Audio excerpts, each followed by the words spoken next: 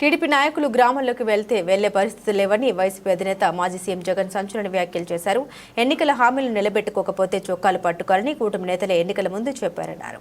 కొన్నాళ్లుగా వేర్వేరు జిల్లాల నేతలతో సమావేశమవుతూ వస్తున్న వైసీపీ అధినేత మాజీ సీఎం జగన్ బుధవారం ఉమ్మడి గుంటూరు జిల్లా నాయకులతో సమావేశమయ్యారు.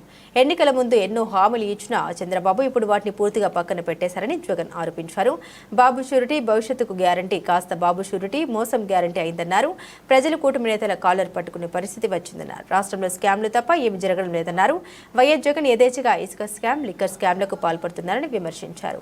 వైసీపీ నేతలను తీవ్రవాదులపై పెట్టే కేసులను వేధించి జైలులో పెట్టారని మండిపడ్డారు. చట్టవిరుద్ధంగా అన్యాయాలు చేసే వారెవ్వరిని తాము వదిలిపెట్టబోమని హెచ్చరించారు. తప్పు చేసిన వారిని చట్టం ముందు నిలబెడతామన్నారు. జగన్ 1.0 ప్రభుత్వంలో ప్రజలకిచ్చిన హామీలను అమలు చేయడంపైనే ఫోకస్ చేశామన్నారు. తమ కంటే ఎక్కువ హామీలు ఇచ్చి అధికారంలోకి వచ్చిన బాబు మేనిఫెస్టోను చెత్తబుట్టలోకి విసిరేశారని జగన్ మండిపడ్డారు. జగన్ 2.0లో ప్రతి కార్యకర్తకు తోడుగా ఉంటామన్నారు. వాళ్ళకు అన్ని విధాలుగా తోడుగా ఉంటామని భరోసా ఇచ్చారు.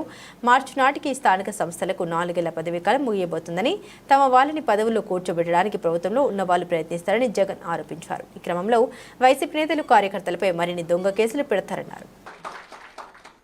కారణం ఏమిటంటే రాజకీయాల్లో ఉన్నప్పుడు విలువలు ఉండాలి.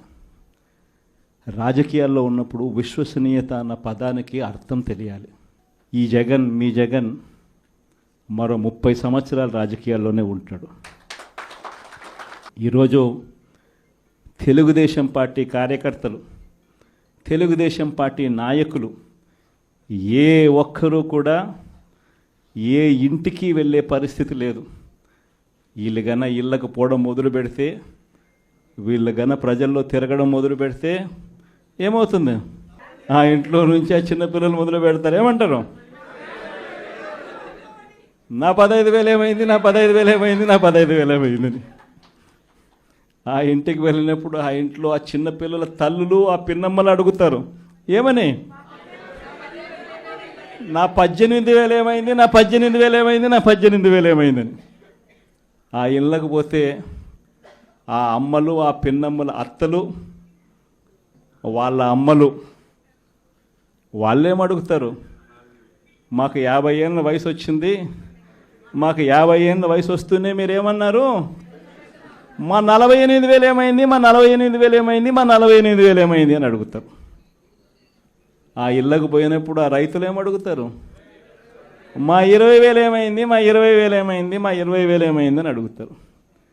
ఆ ఇళ్ళల్లో నుంచి ఆ 20 ఏళ్ళ పిల్లాడు, ఆ పిల్లాడు ఉద్యోగం వెతుకుతా ఉన్న 20 ఏళ్ళ పిల్లాడు ఏమంటాడు?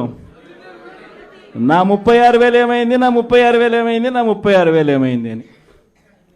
ఇలా చంద్రబాబు నాయుడు గారిని, ఆయన కూటమిని, ఆయన నాయకులను, ఆయన కార్యకర్తలను ఏ ఒక్కరూ కూడా ఇళ్ళకు వెళ్ళి, గ్రామాలకు వెళ్ళి, ఇళ్ళకు వెళ్ళి ఎవరిని కూడా వీళ్ళు కనీసం పలకరించే పరిస్థితి కూడా లేదు. పలకరిస్తే వీళ్ళే అన్నారు, మేము సూపర్ 6 ఇవ్వలేకపోతే, సూపర్ 7 ఇవ్వలేకపోతే ఏమన్నారు? కాలర్ పట్టుకోమని మీరే అడిగారు కదయ్యా, మీరే చెప్పారు కదయ్యా. చెప్పడమే కాకుండా బాండ్లు కూడా ఇచ్చారు. ఇదిగో బాండు, రాసుకో బాండు, ఇదిగో మీ దగ్గర పెట్టుకోండి అని బాండ్లు కూడా ఇచ్చినారు. బాబు షూరిటీ భవిష్యత్ గ్యారంటీ అని కూడా బాండ్ ఇచ్చినారు. మరి ఈరోజు ఏంది? బాబు షూరిటీ మోసం గ్యారంటీ అని చెప్పి రుజువైంది అని ఈరోజు కాలర్ పట్టుకునే పరిస్థితిలోకి ప్రజలు ఇప్పుడే ప్రశ్నించడం మొదలుపెట్టారు. ఈ ప్రశ్నించే పరిస్థితి నుంచి ఇక నెక్స్ట్ కాలర్ పట్టుకునే పరిస్థితిలోకి పోవడం అన్నది ఇక త్వరలోనే జరగబోయే కార్యక్రమం.